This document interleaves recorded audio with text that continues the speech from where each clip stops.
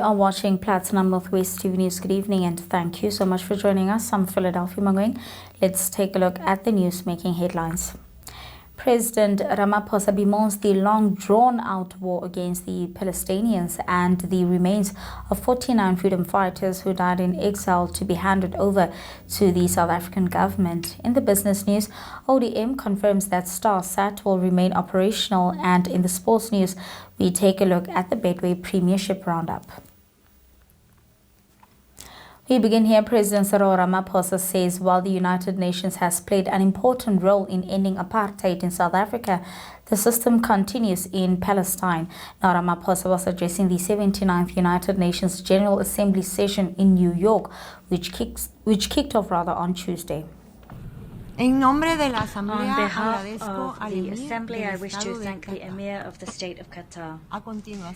The Assembly will now hear an address by His Excellency Matamela Cyril Ramaphosa, President of the Republic of South Africa. I request protocol to escort His Excellency. I invite him to address the Assembly.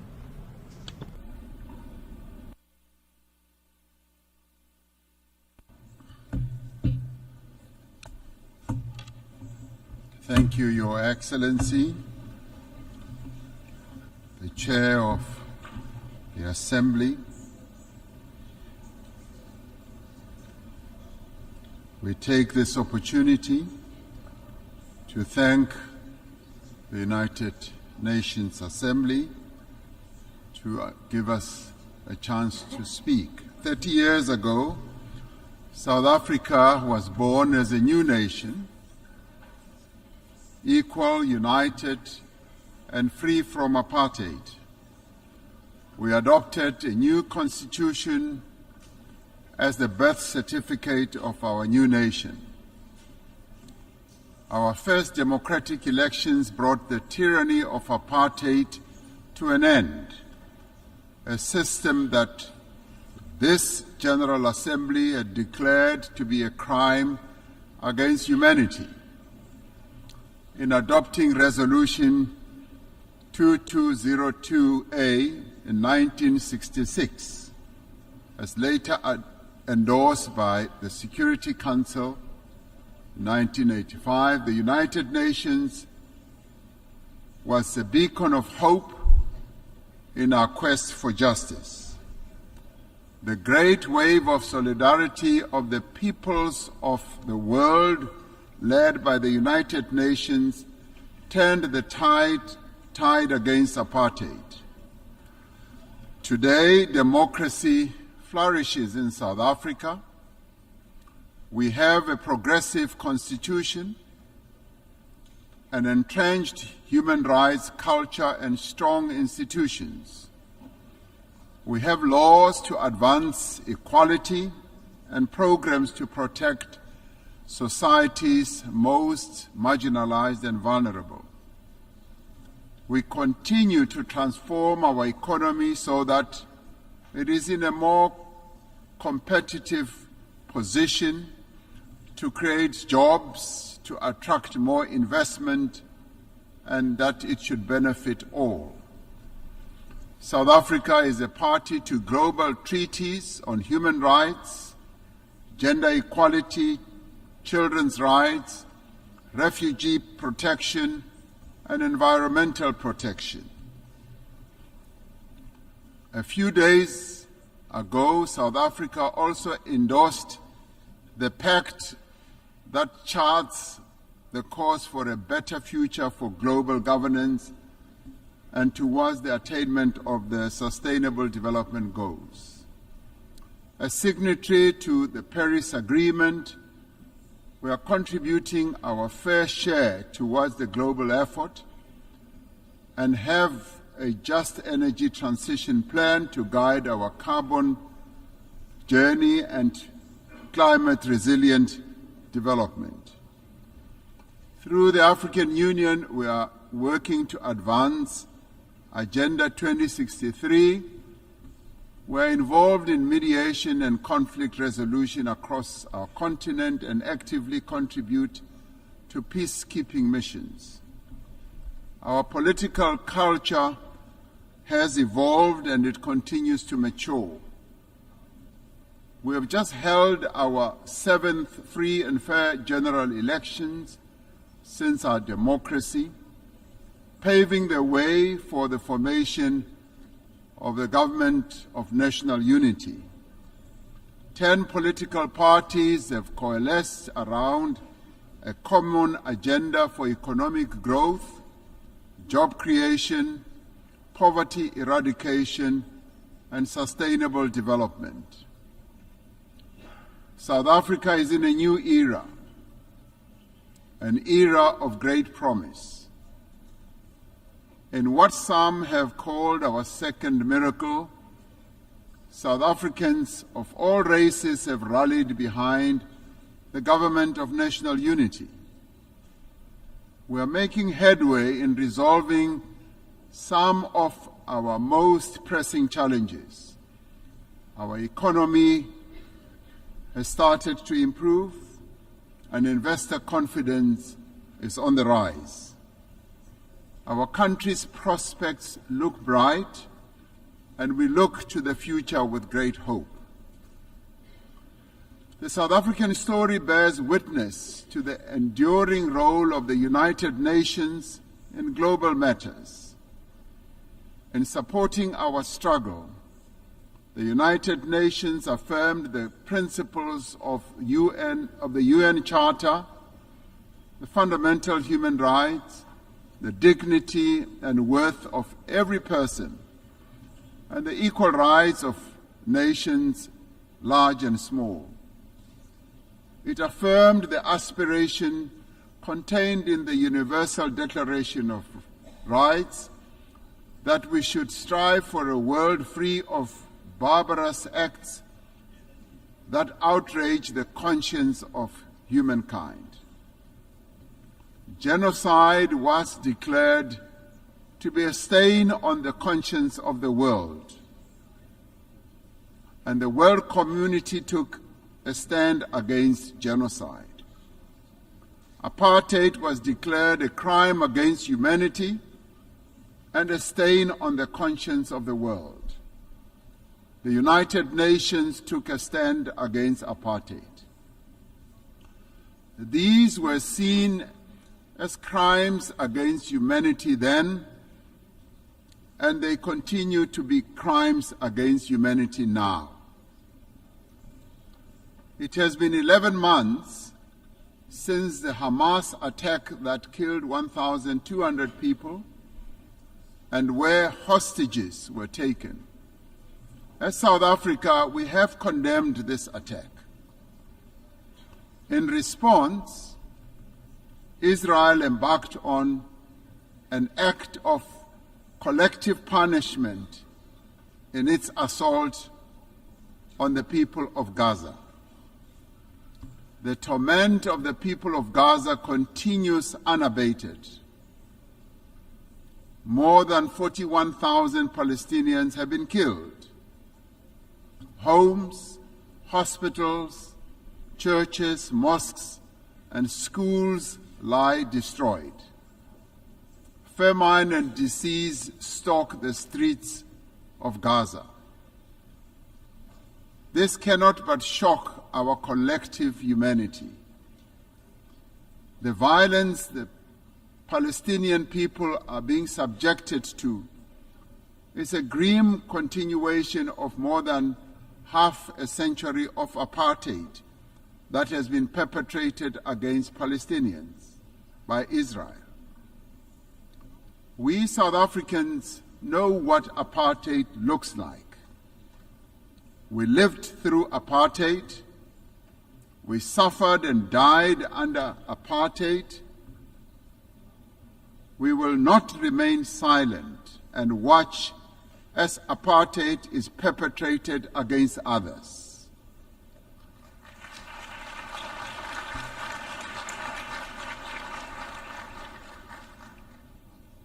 Through the United Nations and the instruments it wields, we must end the suffering that Palestinians are being subjected to. we are called upon to uphold the principles of the UN Charter and to uphold consistently and in their entirety the fundamental tenets of international law. International law cannot be applied selectively. No one state is more equal than any other. In December last year, South Africa approached the International Court of Justice, seeking an order to prevent Israel from committing genocide against the people of Gaza. We did so in terms of our obligations as a state party to the Convention on the Prevention and Punishment of the Crime of Genocide. The president also spoke about how climate change is having damaging effects in Africa.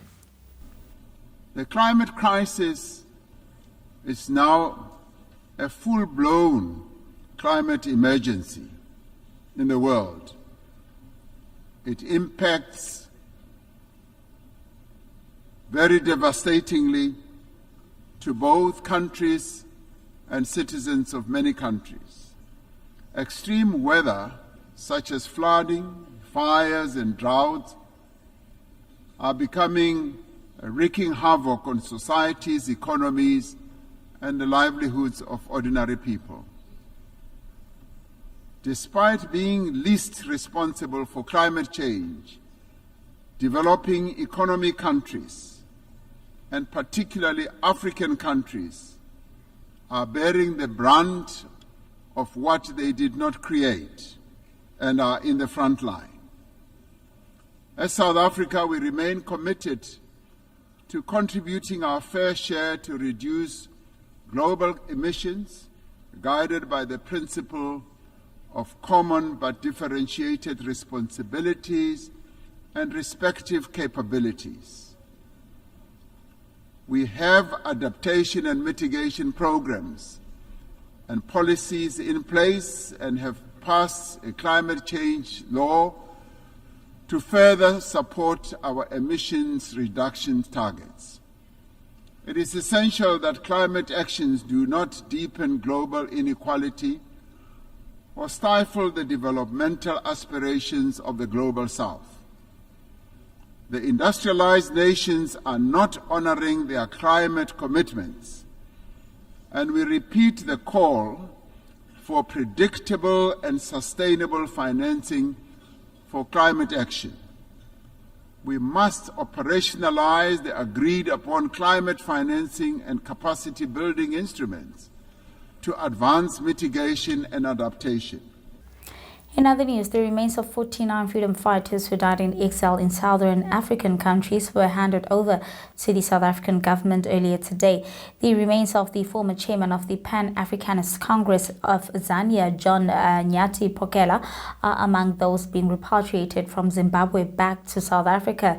Defense Minister Angie Motshekga and Sports Arts and Culture Minister Gayton McKenzie will receive the remains at the Waterkloof Air Force Base in Pretoria. The former liberation hero started in exile in Zambia and Zimbabwe between 1967 and 1990. The event is part of the government's exile repatriation program, which aims to honor those who sacrificed their lives for South Africa's freedom. Deputy President Paul Mashatile had this to say on the project of repatriating struggle stalwarts from Zambia and Zimbabwe. One of the things that will be happening is that the remains will be brought back from countries where they fell. We're starting with Zimbabwe and Zambia. Those people are starting to arrive from tomorrow, and there will be a big celebration on the 27th led by the President. The ministers will receive the remains tomorrow at Waterkloof, but it's just the beginning. There will be other countries.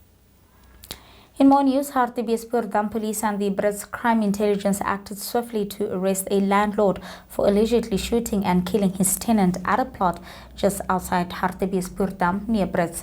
Here's Colonel Amanda Funani with more information. According to the reports, the 66-year-old tenant approached his landlord when he discovered that there was no electricity and water at his place.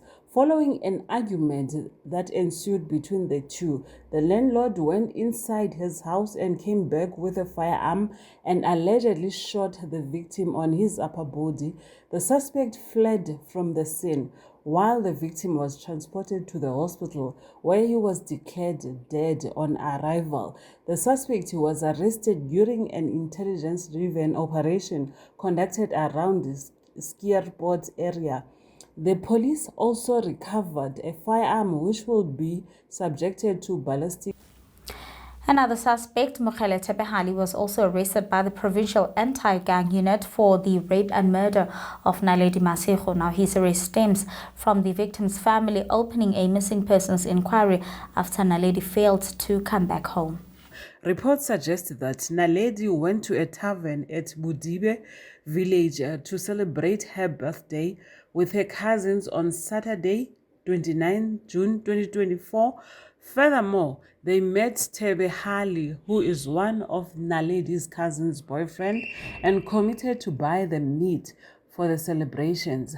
He then suggested that they go to another tavern, but Naledi's cousins refused. The accused then left the place with Naledi. That was the last time she was seen alive. Following a missing persons inquiry, Naledi's body was found in the bushes near a farm outside Lichtenburg on Tuesday, 2 July 2024, by a truck driver. Tebehali, who was on patrol when the incident happened, was arrested at his residence on Thursday, 19 September 2024, after investigation linked him to the crime. He is expected to appear before the same court on Wednesday, 25 September 2024, for bail application.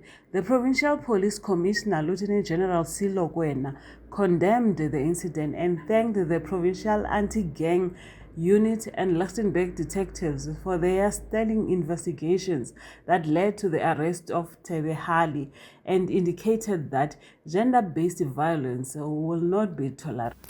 In another horrific gender-based violence case, a 42-year-old man was arrested for the alleged murder of his 34-year-old girlfriend. The suspect's court appearance emanates from his arrest on Sunday, 21 September 2024. According to the reports, the victim and her boyfriend visited her granny on Sunday morning, 23 September 2024, at her home at DR Village in Mangoeng near Vryburg.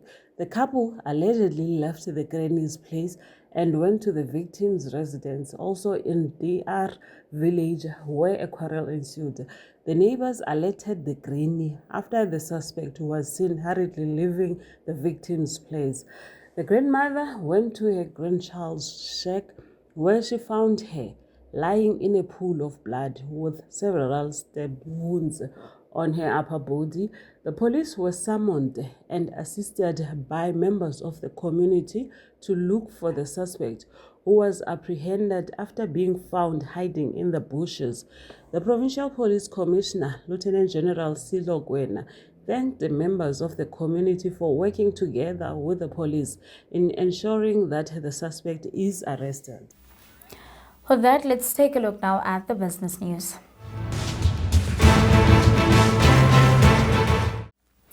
In the business news on digital media, the licensing company for StarSat has reassured subscribers and business partners that its pay TV platform will remain operational, ensuring continued service despite recent regulatory developments. The statement follows the announcement that the Independent Communications Authority of South Africa, ICASA, had clarified the potential exit of StarSat from the subscription television market. ICASA's statement came after ODM allowed its individual broadcasting service license for commercial subscription television broadcasting to expire on July 8, 2023 without submitting a renewal application. ODM has been operating StarSat under the license since July 2008, a critical element in the South African broadcasting industry.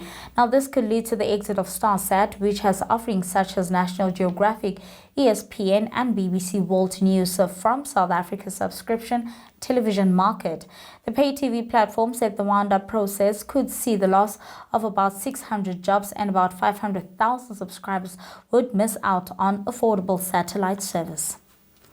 And that's all from the business news. Up next, we wrap up with your sports.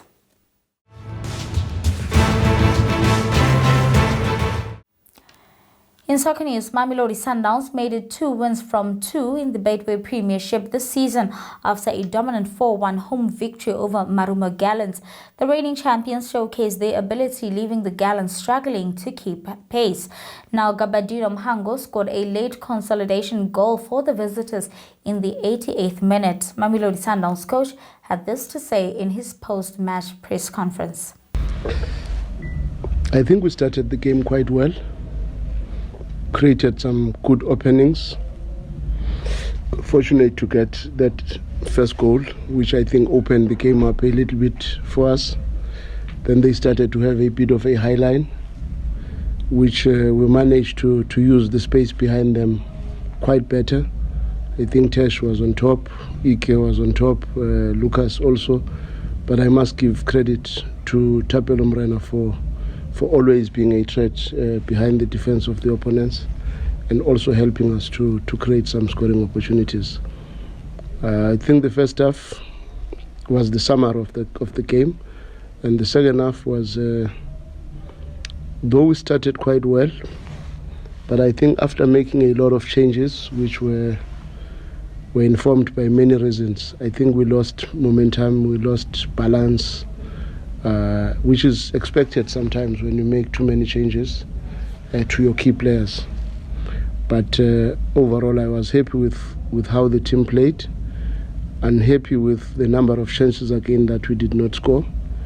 But a little bit excited that there is a big improvement in terms of the number of shots on target, because that's one area where sometimes we would create 24 chances only to find that we are even less than 5 shots on target, and now that is improving, which means our complementary sessions are also helping us in that space. But we still have a lot of work to do in making sure that we keep the balance and maintain the same intensity throughout the match. But I was quite pleased with how we started.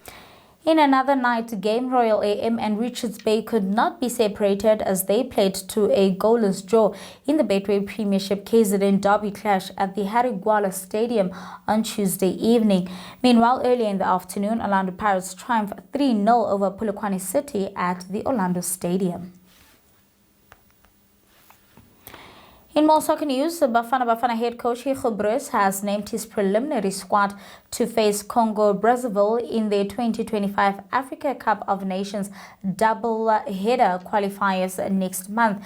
Now, Bafana captain Ronwen Williams is making a welcome return to the national team after missing the call-up for the recent match against Uganda and South Sudan.